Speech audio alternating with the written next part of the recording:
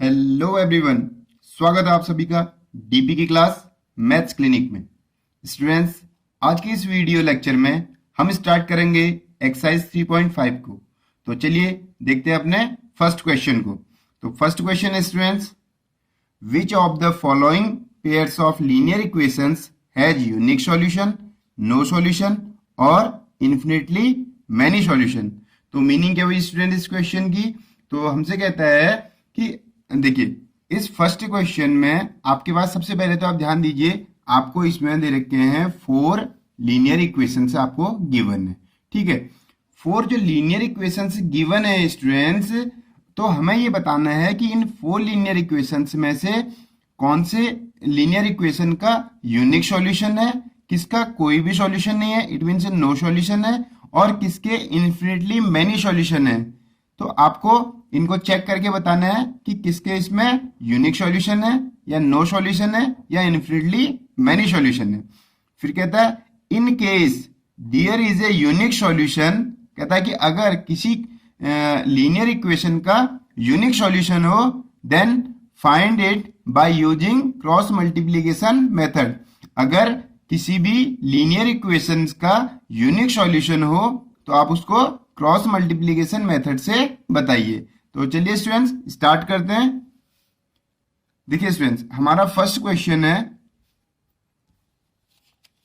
देखिए first question मैं note कर रहा हूं यहां पर, x minus 3y minus 3 equal to 0, 3x minus 9y minus 2 equal to 0।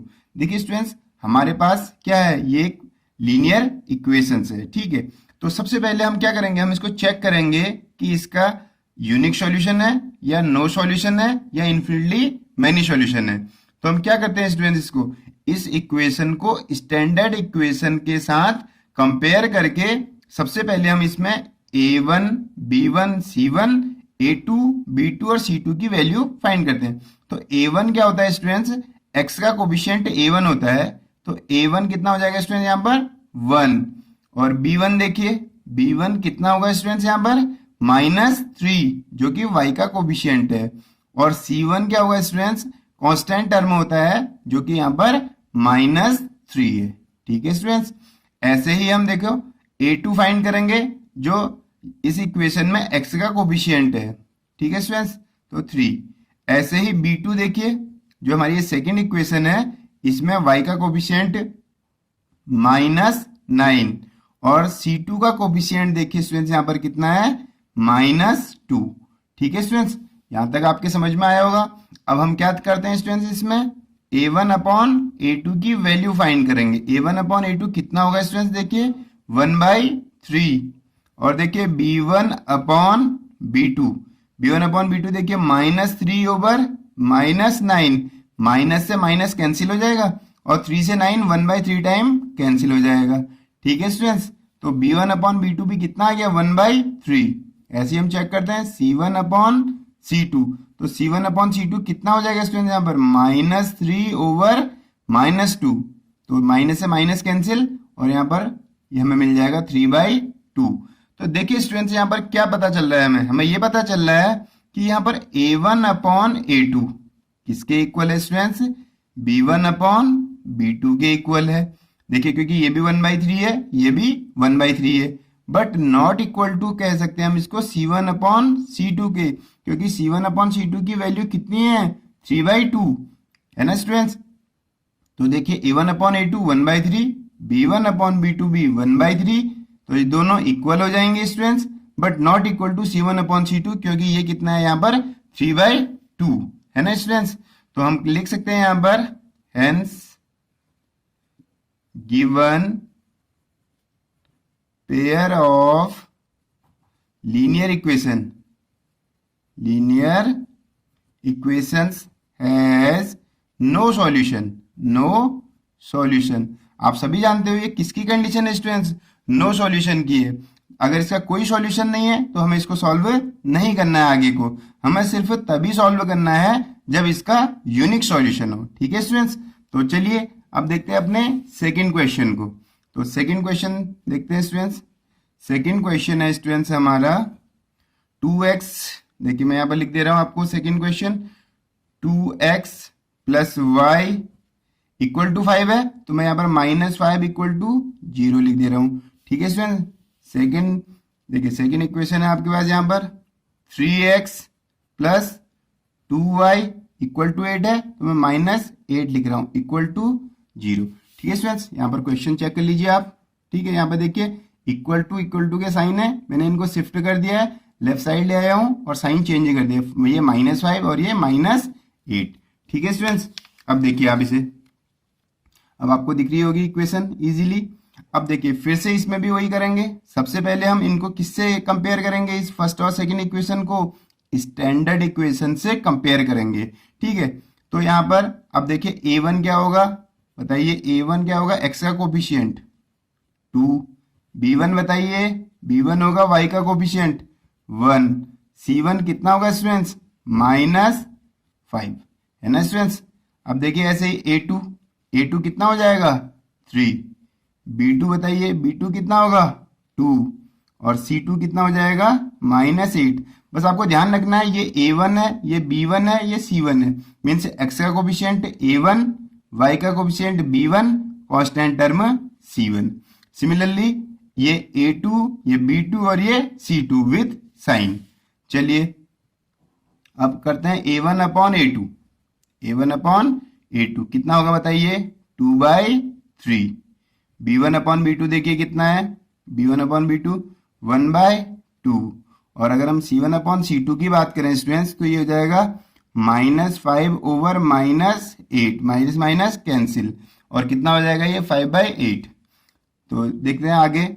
अब देखिए हम देख रहे हैं कि a1 upon a2 b1 upon b2 की इक्वल ही नहीं है, क्योंकि देखिए a1 अपॉन a2 है 2/3, b1 अपॉन b2 है 1/2। तो हम इसको लिख सकते हैं कि a1 upon a2 does not equal to b1 upon b2। अगर ये दोनों के अंदर ही नॉट का साइन आ जाए तो आप थर्ड वाले को चेक नहीं करते हैं, क्योंकि ये हमारी किसकी कंडीशन है, ये हमारे यूनिक सॉल्यूशन की कंडीशन है। ठीक है स्टूडेंट्स, तो हमें क्या क्वेश्चन में गिवन था, हमें क्वेश्चन में गिवन था स्टूडेंट्स, देखिए हमें बताना था कि यूनिक, अगर क्वेश्चन में यूनिक सॉल्यूशन हो तो क्या करना है, in case there is a unique solution find its using cross multiplication method. तो हमने देख लिया स्टूडेंट्स, हमें इस क्वेश्चन में क्या मिल रहा है, आप देख सकते हैं ये कंडीशन किसकी है, ये कंडीशन है यूनिक सॉल्यूशन की। तो हम लिख सकते हैं linear equations has a unique solution, has a unique solution. ठीक है स्टूडेंट्स, अब ये यूनिक सॉल्यूशन की कंडीशन आ गई है स्टूडेंट्स, तो हम इसको किस मेथड से सॉल्व करेंगे, हम इसे करेंगे क्रॉस मल्टीप्लिकेशन मेथड से। ठीक है स्टूडेंट्स, तो चलिए इस इक्वेशन को अब हम क्रॉस मल्टीप्लिकेशन मेथड से सॉल्व करते हैं। ठीक है स्टूडेंट्स, तो देखिए अब क्रॉस मल्टीप्लिकेशन मेथड से सॉल्व करने के लिए, इससे पहले मैं क्रॉस मल्टीप्लिकेशन मेथड को आपको बता चुका हूं, तो मैंने आपको बताया था कि हम कैसे सॉल्व करते हैं इसको। देखिए मैं फिर से बता देता हूं आपको, देखिए हमें यहाँ पर कोई भी मेथड हो लीनियर इक्वेशन में, तो हमें फाइंड तो करना होता है x और y की वैल्यू, और 1 हम यहाँ पर लगा रहे हैं कंपेयर करने के लिए। ठीक है, तो मैंने आपको बताया था आप इसमें कैसे लिखेंगे, देखिए मैं आपको पहले लिख देता हूँ फिर मैं आपको समझाता हूँ। देखिए b1 c1 a1 b1। ठीक है स्टूडेंट्स, फिर ऐसे ही आप यहाँ पर लिखते हैं b2 c2 a2 और b2। अगर आपने मेरा पहला वीडियो लेक्चर देखा होगा जिसमें मैंने क्रॉस मल्टीप्लिकेशन मेथड को बताया था, तो इसमें मैंने आपको एक शॉर्ट ट्रिक दी थी। मैंने आपको बताया था कि इसको याद करने का क्या मैनर है। मैंने बताया था आपको कि भाई चलें अब भारत, आपको क्या याद करना है, भाई चलें अब भारत, भाई से बी, चलें से सी, अब से ए, भारत से वापस बी। तो आपको बी सी ए बी याद करना है। क्या याद करना है, बी सी ए बी। यहां भी देखिए बी सी ए बी, है ना स्टूडेंट्स। फर्स्ट लाइन में आपको 1 1 1 का यूज करना है। देखिए 1 1 1 1 है, तभी ये b1 c1 a1 b1 है, फिर ये b2 c2 a2 b2 है। मीन्स आपको याद करना है कि भाई चले अब भारत, भाई से b याद कर लीजिए, चले से c, अब से a, भारत से b। तो ध्यान करिए कि B1 से स्टार्ट हुआ है, B1 पर ही एंड, B2 से स्टार्ट हुआ है, B2 पर ही एंड है ना। तो B1 C1 A1 B1, आप सिंपली याद कर सकते हैं BC AB। देखिए BC AB, BC AB, पहले वाले में 1 का यूज कर लीजिए, दूसरे वाले में 2 का। बस यही क्रॉस मल्टीप्लिकेशन मेथड है, आपको ज्यादा कुछ करना नहीं है। अगर आपको इतना ध्यान रह जाता है स्टूडेंट्स, तो आप क्या करेंगे, आपको ये क्रॉस मल्टीप्लिकेशन मेथड आ गया है, ये सोच सकते हैं आप, ठीक है। और मैंने इसमें क्रॉस के साइन यूज कर लिए हैं, क्योंकि इस मेथड का नेम ही क्या है, क्रॉस मल्टीप्लिकेशन मेथड। अब इसको क्वेश्चन में कैसे अप्लाई करना है स्टूडेंट्स, देखिए अब हमारी इक्वेशन आपको पता है क्या है, देखिए ये है। अब यहां पर से आपको देखिए ये A1 B1 C1 A2 B2 C2 की वैल्यू तो है, इनमें पुट कर देनी है और हमारा आंसर आ जाएगा। देखिए कैसे, तो x हम इसको कर लेते हैं, देखिए ऐसे इक्वल टू y और थर्ड है हमारा 1, ठीक है स्टूडेंट्स। अब देखिए यहाँ पर क्या लिखा हुआ है B1, अब देखिए B1 की वैल्यू कितनी है 1, C1 की वैल्यू कितनी है -5, इसके बाद A1 की वैल्यू कितनी है 2 और B1 की वैल्यू कितनी है 1। देखिए B1 C1 A1 B1, यही तो है ना हमारा B1 C1 A1 B1, हमने यहाँ से वैल्यू पुट कर दी। ऐसी B2 की देखिए, B2 की क्या है, B2 की वैल्यू हो जाएगी स्टूडेंट्स, देखिए B2 की वैल्यू हमें यहाँ पर पता है, ये देखिए B2 की वैल्यू है 2, तो हम यहाँ पर लिख सकते हैं 2 के बाद C2 की वैल्यू है -8, A2 की वैल्यू है 3 और B2 की वैल्यू है 2। देखिए ध्यान रखिएगा, 2 से स्टार्ट कर रहे हैं तो एंड भी 2 पर होगा, 1 से स्टार्ट कर रहे हैं तो एंड भी 1 पर होगा। बस आपको कुछ नहीं करना है, पर B2 C2 A2 और B2 की वैल्यू पुट करनी है, और आपने पहले ही कंपेयर करके B2 C2 A2 B2 आपको पता है ना स्टूडेंट्स। तो इजी है, वैल्यू पुट कर लोगे आप इजीली इसमें, है ना स्टूडेंट्स। तो चलिए अब हम इसको क्या कर लेते हैं स्टूडेंट्स, सॉल्व कर लेते हैं। अब हमें क्या करना है, आगे इसमें क्रॉस का साइन यूज करना है, ठीक है। देखिए मैंने क्रॉस का साइन यूज कर लिया है, देखिए क्रॉस का साइन यूज हो गया। अब हम इसको सॉल्व करेंगे, सॉल्व कैसे करेंगे, आपको ध्यान रखना है पहले इन दोनों को मल्टीप्लाई करना है, फिर माइनस साइन का यूज करना है, फिर इनको मल्टीप्लाई। कैसे मैं बताता हूँ, 1 से -8 को मल्टीप्लाई कीजिए, कितना होगा बताइए -8, ये फॉर्मूले का माइनस है। 2 से -5 को मल्टीप्लाई कीजिए -10 इक्वल टू, देखिए -5 का 3 से मल्टीप्लाई कीजिए -15, फॉर्मूले का माइनस, ये -8 से 2 को मल्टीप्लाई कीजिए -16, ठीक है स्टूडेंट्स, इक्वल टू 1। देखिए 2 से 2 को मल्टीप्लाई कीजिए 4, फॉर्मूले का माइनस, 3 1 जा 3। तो ध्यान करिए स्टूडेंट्स, आपको जो मैंने बीच में माइनस लगे हैं ये तो फॉर्मूले के हैं, और बाकी मल्टीप्लाई करने पर जो माइनस आया है वही यूज किया है। अब देखिए आगे क्या कर सकते हैं, कितना हो जाएगा आप भी बताइए, -8 + 10 हो जाएगा ना स्टूडेंट्स, y देखिए कितना हो गया -15 + 16, ठीक है स्टूडेंट्स। 4 - 3 कितना हो जाएगा स्टूडेंट्स 1। थोड़ा और सही कर लेते हैं इसको। अब देखिए 10 - 8 कितना होता है स्टूडेंट्स 2, y 16 - 15 कितना होता है बताइए 1, इक्वल टू 1/1। अब देखिए स्टूडेंट्स, अगर आपको x की वैल्यू चाहिए तो y को इसमें से रिमूव कर दो। देखो x/2 इक्वल टू 1/1। अगर हमें x की वैल्यू चाहिए, y की वैल्यू चाहिए तो हमें x को रिमूव कर देंगे। तो देखो x की वैल्यू चाहिए तो y वाले टर्म को रिमूव करना है, और y की वैल्यू चाहिए तो x वाले को रिमूव करना है। देखिए x के लिए मैंने x और 1 को कंपेयर कर लिया, और y के लिए मैंने y और 1 को कंपेयर कर लिया। क्रॉस मल्टीप्लाई कीजिए वापस, इसका मल्टीप्लाई यहाँ, इसका यहाँ, ठीक है। ऐसे इसको मल्टीप्लाई करना है, इसको यहाँ। तो देखिए x1 जा x, 2 1 जा 2, तो x की वैल्यू कितनी आ गई स्टूडेंट्स 2। ऐसी y1 जा y, 1 1 जा 1, तो y की वैल्यू कितनी आ गई स्टूडेंट्स 1। तो इस तरह से स्टूडेंट्स हमारा आंसर आ गया है। तो उम्मीद करता हूं ये आपको समझ में आया होगा। अगर ये समझ में आया हो तो प्लीज एक लाइक कीजिएगा। चलिए नेक्स्ट क्वेश्चन में देखते हैं हम। नेक्स्ट क्वेश्चन है स्टूडेंट्स हमारा, देखिए थर्ड क्वेश्चन देखते हैं। ये हमारा थर्ड क्वेश्चन क्या कहता है, देखिए 3x - 5y, 20 को शिफ्ट कर दीजिए, -20 इक्वल टू 0। यहाँ पर देखिए 6x minus 10y minus 40 equal to कितना हो जाएगा स्टूडेंट्स, यहाँ पर भी 0। हमने क्या कर दिया, इन दोनों को शिफ्ट कर लिया है। अब आपको पता है, कंपेयर कीजिए इसको स्टैंडर्ड इक्वेशन से। a1 की वैल्यू कितनी होगी 3, b1 की वैल्यू बताइए -5, c1 की वैल्यू कितनी होगी स्टूडेंट्स -20। ठीक है स्टूडेंट्स, a2 देखिए, a2 कितना हो जाएगा 6, b2 कितना होगा स्टूडेंट्स -10, और ऐसे ही स्टूडेंट्स हमारा c2 हो जाएगा -40। तो सिंपल है, a1 b1 c1, a2 b2 c2, सिर्फ इसमें कांस्टेंट वैल्यू आपको लेनी है विथ साइन। ठीक है, अब कंपेयर करते हैं a1 upon a2।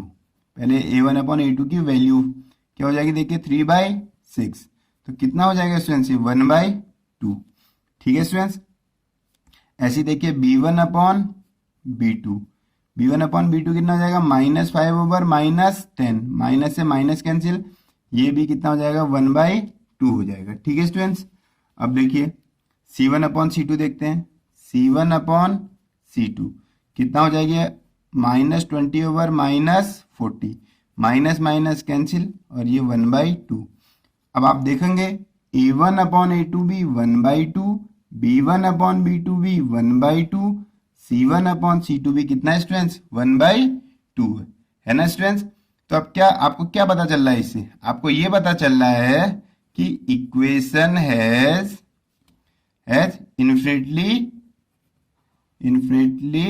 Infinitely many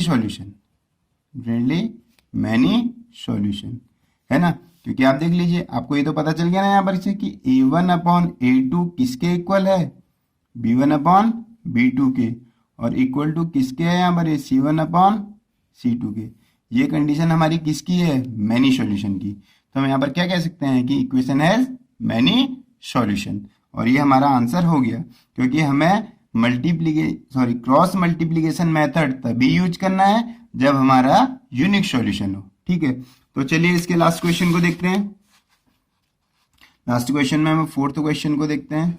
fourth क्या, देखिए मैं क्वेश्चन लिख रहा हूं, x minus 3y minus 7 equal to 0 और 3x minus 3y minus 15 equal to 0। ठीक है स्टूडेंट्स, तो आप क्वेश्चन देख लीजिएगा। क्वेश्चन यहाँ पर लिखा हुआ है, आपके पास बुक है तो आप उससे भी नोट कर लीजिए।